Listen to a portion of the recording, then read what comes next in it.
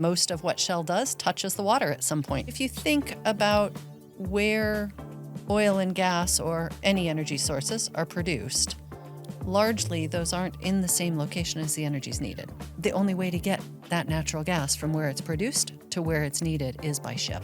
Biggest opportunity is to transform shipping into a true zero carbon, technology-driven backbone of the energy industry.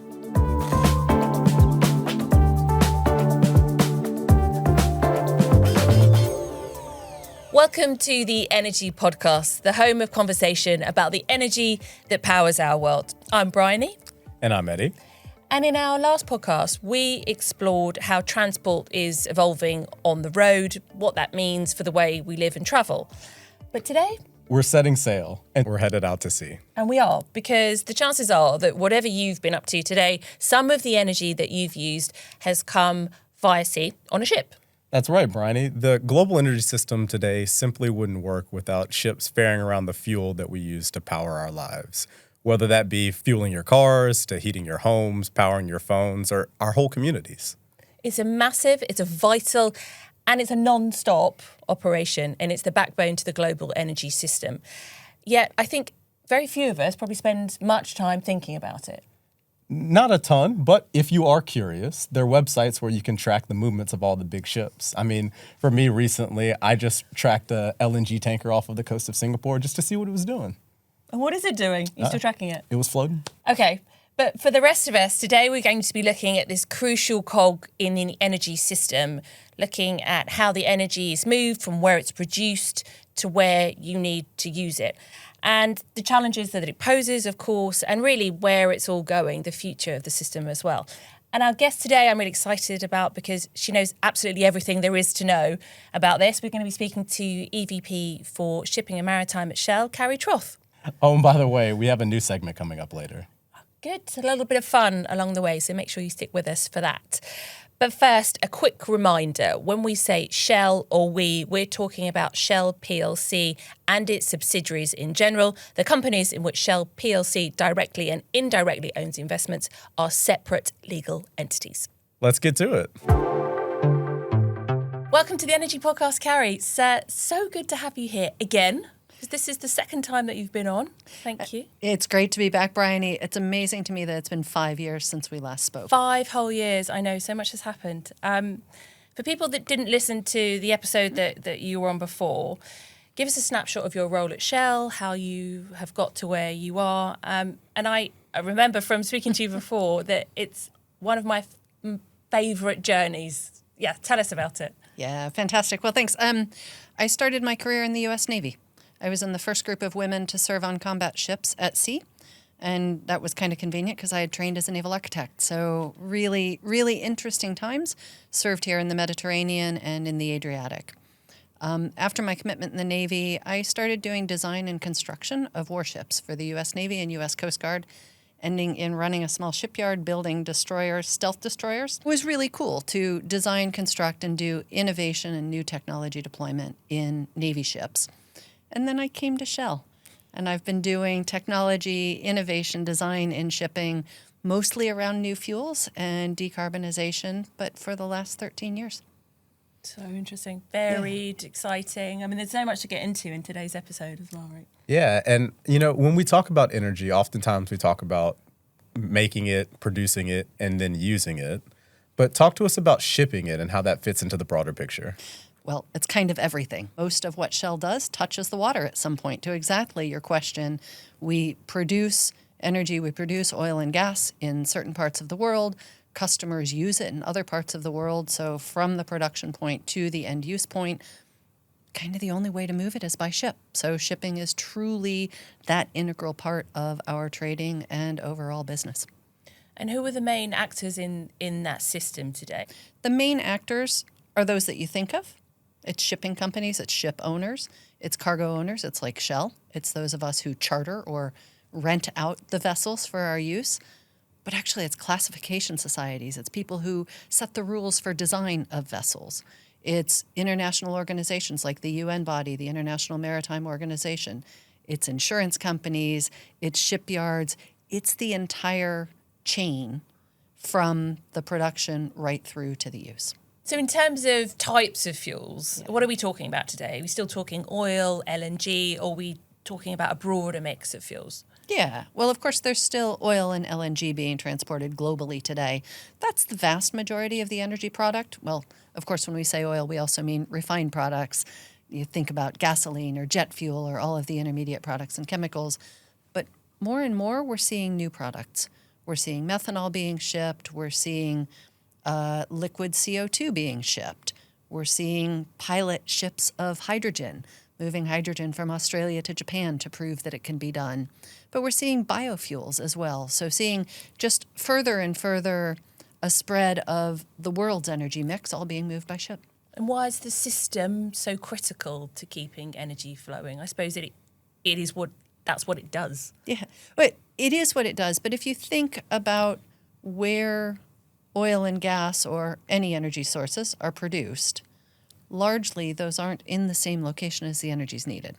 So let's think about natural gas being produced in the Middle East and really being needed in the Far East, so being needed in Japan or Korea. The only way to get that natural gas from where it's produced to where it's needed is by ship. And it just forms the backbone of the entire energy system of the globe. And maybe as another point, we're talking energy security. We're talking energy access for parts of the world that don't have energy where they're living, but we're also talking about energy security so that each of us knows that even if there are disruptions and the energy that we rely on today can't get to us, there's another way around the globe for it to shift and be brought to life. So let's bring that to life for a second for our listeners. Say I'm somebody that's putting gas in my car or turning on power at my house to try to heat it up. How would that energy travel from different parts in the globe, like you just mentioned, to be able to get to them doing whatever they're doing? Let's use a little imagination here. Oil is produced in North America. Okay. But there's a refinery on the other side of the Atlantic that is designed and tuned to use that exact oil. So that oil gets shipped across the Atlantic into the refinery where it's made into the component parts. It's made into diesel, it's made into gasoline, it's probably made into jet fuel as well, and distributed both in that end location, but also then exported back and quite possibly to you in the U.S. You also might think of a case, we talked about the natural gas, but maybe I'll play that a little bit more. Natural gas being produced, so let's use the example of Australia to Japan. Shell's Prelude floating liquefaction system, which is a floating thing, not quite a ship, but close, produces the gas from below the seabed, liquefies it, transfers it to a ship. The ship leaves from Prelude, sails to Japan, discharges that natural gas into big tanks in Japan, and then it's sent into the power generation systems. And so then electricity flows right through to turning on the lights in your house. Shipping moves such a huge share of the world's goods and the world's energy. I think around 80% of global trade. Energy products make up a third of that. Do you think that we're over-dependent on this whole system running smoothly? I think the system that we have works pretty well.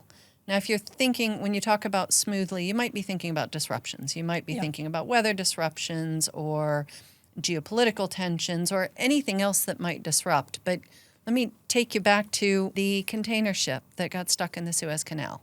I think all of us remember that, and maybe that was the first time for many people that they understood how goods moved around the world. Because yes, in the U.S., I was waiting for bicycle parts, and they may or may not have been on that ship, but it took a couple extra weeks. Now, in terms of the things that you buy, everyday goods, that's probably not an issue to delay a couple weeks. But when you think about energy, we rely on the energy, and we rely on the energy deliveries in a timely manner to power our lights and make our gasoline for our cars.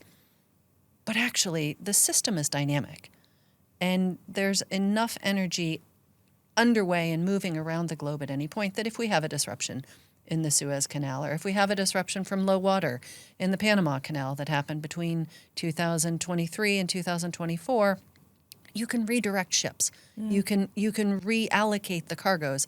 And that's part of what Shell's Trading and Supply Organization is able to do with the huge reach that we have.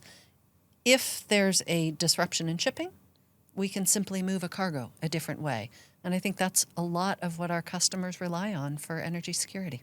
How soon do governments, businesses, and ultimately consumers feel the impact of any disruption in the supply chain? And has that improved or changed? And is that different for energy and for traded goods? I think we started feeling the impact of that blockage of the Suez Canal pretty quickly during COVID. But that was also acute because everyone was home, everyone had their computers and their television, and they were watching. Now, it did lead to a bit of a backup in containers and ships coming into, say, the ports of Los Angeles and Long Beach, California. But in general, the shipping industry is dynamic enough and the trading industries are dynamic enough, particularly for things that are commoditized, like oil, like natural gas, like biofuels, like all of the products that we're shipping today, they can simply be redirected. So if you were expecting a ship to come through, say, the Panama Canal, going from east to west, and the Panama Canal waters were low and you had to wait some period of time to go through, if that disruption was going to be severe enough, you would simply reallocate cargoes that were already in the Pacific Basin. So we've talked about physical disruptions, but as the industry moves so much on to being reliant on software and digital tools, how do we guard against cyber attacks or anything in that realm? Taking effect in January of 2024, the International Classification Societies, these are the bodies that make the rules that ships have to follow, put in a cyber resilience requirement for new ships and for new offshore installations. So anything that's been contracted since January 2024 has additional requirements for cyber resilience. But actually, when a ship's in the middle of the ocean, we're largely able to navigate. They've got the GPS on, of course they do, but we're largely able to navigate with the tools that seamen and sailors have navigated with for centuries. And when we get near ports and near coastal waters, we rely on traditional navigation aids. Even with GPS, we navigate by what we can see on the radar and the lights that we see. Shipping is in many ways, a really traditional industry and has tools to fall back on should there be an issue. Okay, so we've explored the challenge of keeping the global energy supplies flowing. And in a moment, we're going to talk about what's next in the industry. But before that, we're going to have a change of gear, or the nautical version of a change of gear, which is... We're going to put some more bells on. Bells on. And Karrie, we want to use you as our own search engine, if you will. Fabulous. I'll kick off. So, questions that people have searched. How do ships refuel at sea? So this is an interesting question because the only ships that really refuel at sea are military ships. Now, you probably want to know about commercial ships because that's what we've been talking about most of our time here. Typically, commercial ships refuel or bunker when they're in port. So either at anchor waiting to go into a port or when they're in port alongside doing their cargo operations. In our case, discharging or loading fuel, but moving containers as well. Okay, so we bunker in port, but what happens when you're out at sea and you break down? Who do you call? For the ships that operate on Shell's business, if a ship breaks down at sea, I probably do get a phone call about it, although I might not be the one that comes and solves it. Actually, the crews on board, the engineers on board are well trained to deal with just about any situation they might have. Okay. DIY job, yeah. Yeah. How fast does a cargo ship travel? It depends on what kind of cargo ship you're talking about. If you're talking about something that's moving coastwise or near shore, you might be going 12 knots, 14 knots. If you're talking about an LNG carrier crossing the ocean or a container ship, you might very well be talking 18 to 20 knots. If I say 20 knots, we're really talking 22, 23 miles an hour. Okay. So when we talk about these ships, and I get that there's different sizes, but what's the smallest number of people that you normally need to operate one of them? Typically for an ocean-going ship, you wouldn't go below about 12 or 14 people. You might find yourself as many as 25 or 30 people, depending on what the cargo is, what the mission of the ship is, what its operations are. There is a minimum requirement set by a UN body, the International Maritime Organization, by type of ship, by operation. But an aircraft carrier, 5,000 people. Wow. 5,000? 5,000. What's the most amount of people that we have on a ship that we operate? Because it's certainly not 5,000. No, of course not. I think of the ships that Shell cruise, the largest number of people we have is about 27. Learning so much. And is that on the biggest ship that Shell operates? Or what is the biggest ship that Shell operates? The biggest ships that Shell operates are LNG carriers.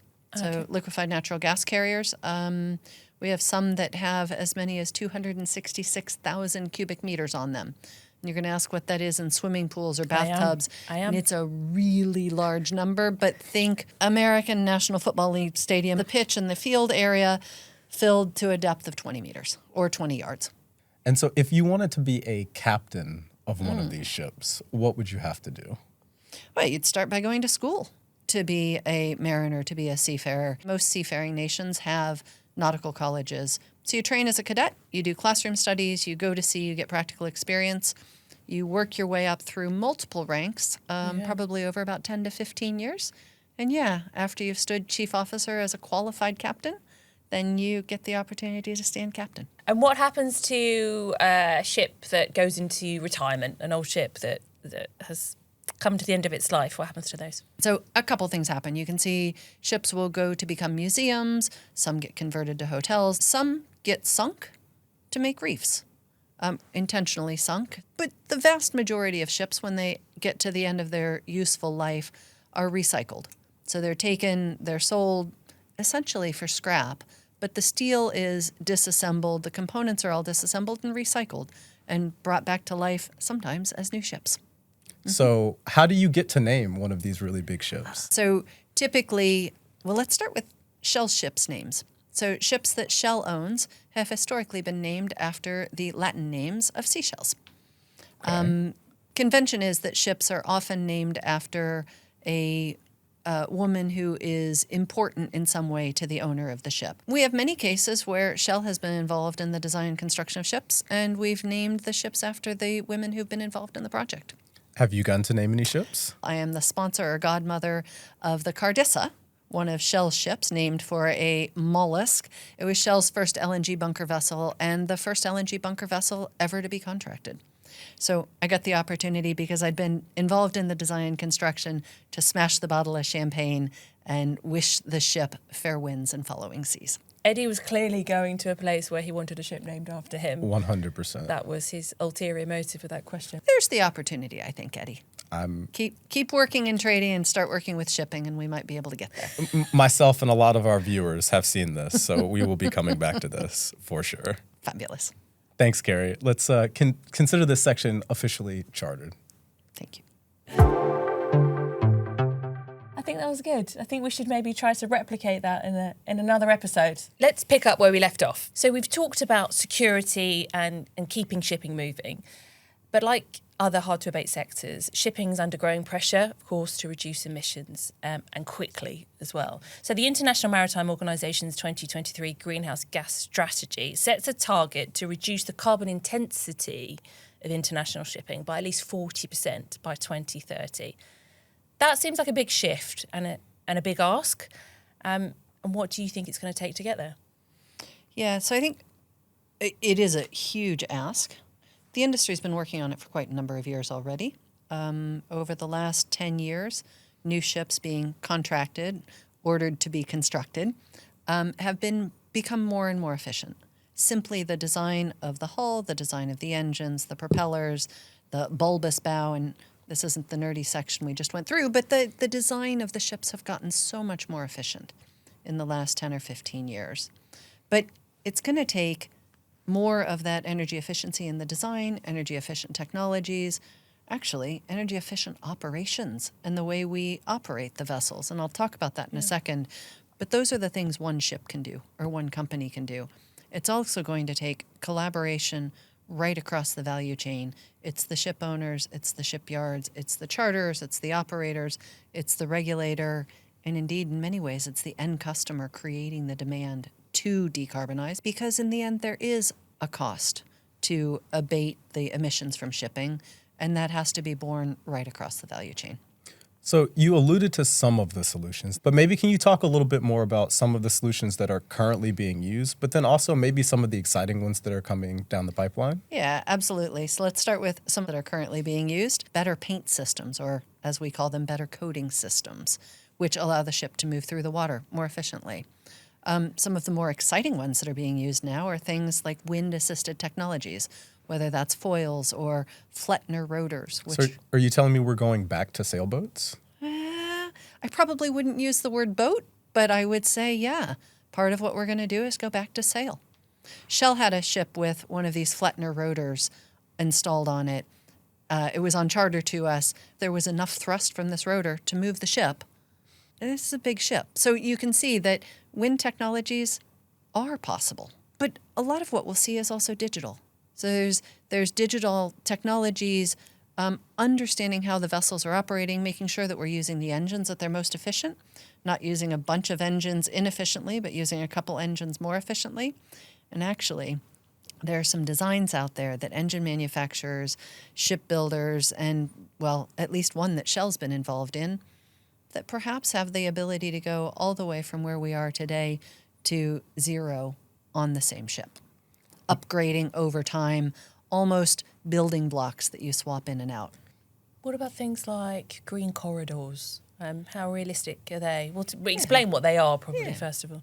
Yeah, green corridors are an interesting concept, came out of COP26 in Glasgow to stimulate green shipping. But of course, I said you need customer demand. But not only do you need customer demand, you need green energy supply in the ports at either end to be able to refuel or bunker ships. So green corridors, Shell's been involved in one from Rotterdam to Singapore, or Singapore to Rotterdam, depending on which side you say that from, since its very beginning, since those two ports are really our backyards. And we had the opportunity to supply biomethane into a trial shipment across that. And green corridors have the promise to be able to make these shipping lanes between pairs of ports for where you have ships doing the same run. Right. Now, a lot of ships don't do the same run, Yeah, and they move all around the world, and that's where you need all ports to be able to upskill. You need clean energy marine hubs. You need port and system thinking to be able to have the infrastructure. Much bigger jigsaw. Yeah. Yeah. Maybe that leads me to building infrastructure out. So LNG is the lowest carbon fuel available today at scale for shipping. And over the years, Shell has built out LNG bunkering locations, 28 ports, 13 countries, 13 vessels, with 2 more contracted to be under construction soon. So you see it takes time, even when there's the greener fuel in the port, to be able to build out the infrastructure. I'm so glad you mentioned that, because unlike cars where some people can trade them out at a regular occurrence, I'd imagine that you're not turning through ships in the same time window. No, you're certainly not. Maybe that's what made what we call the hybrid modular ship design so interesting. Yeah, ships have useful lives of 20 plus years. And so the ships that we're designing and starting to build today will still be on the water near 2050.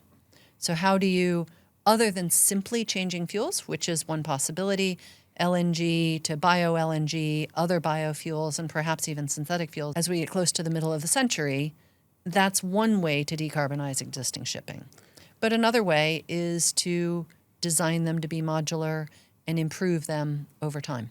So in those modular ships and those ships that are currently at sea, can you talk about the opportunities to switch to maybe dual fuel solutions? Yeah, so for existing ships, it's very difficult. To change fuel systems, you need to change the engines, you need to change the tanks, you might need to add additional tankage. Dual fuel is really a solution for ships that are being contracted now. For ships that are already in service, the options are fewer. That's where the additional energy efficient technologies, operational efficiencies can be added. But there you're talking about fuel switching. You're very much talking about biofuels.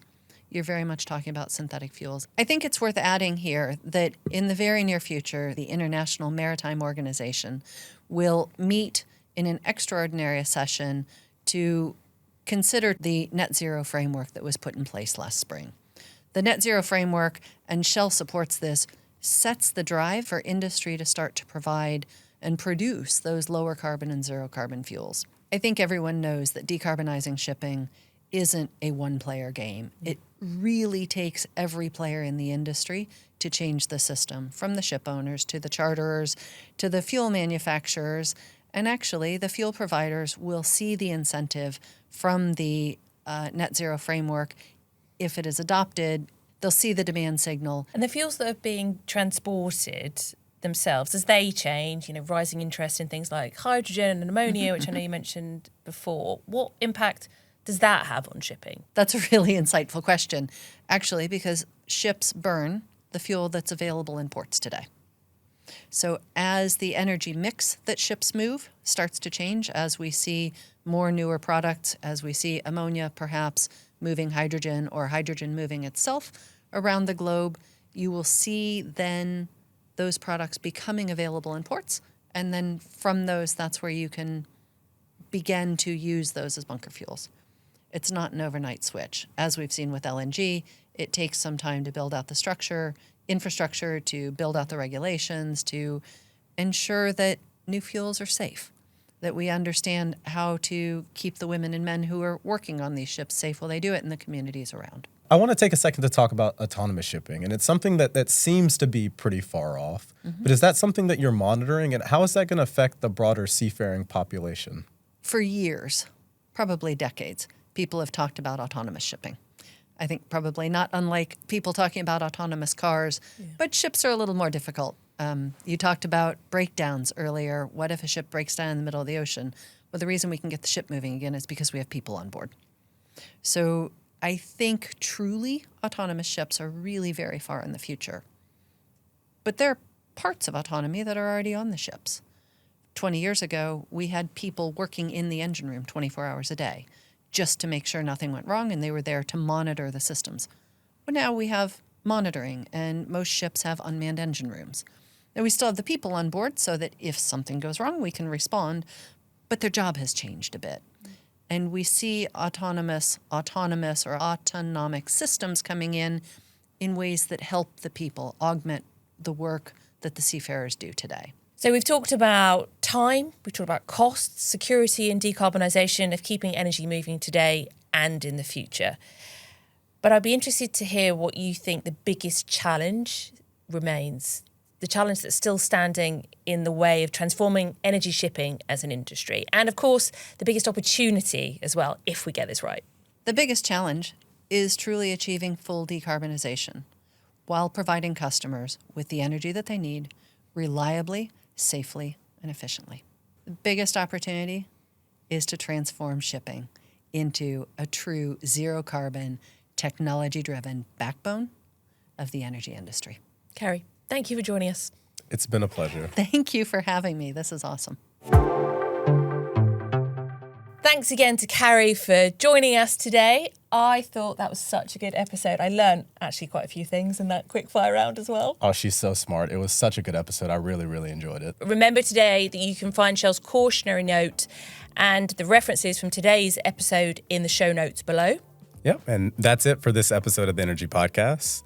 Make sure that you like, follow, and subscribe wherever you get your podcasts. And remember that you can also watch us on YouTube. Thank you. See you next time.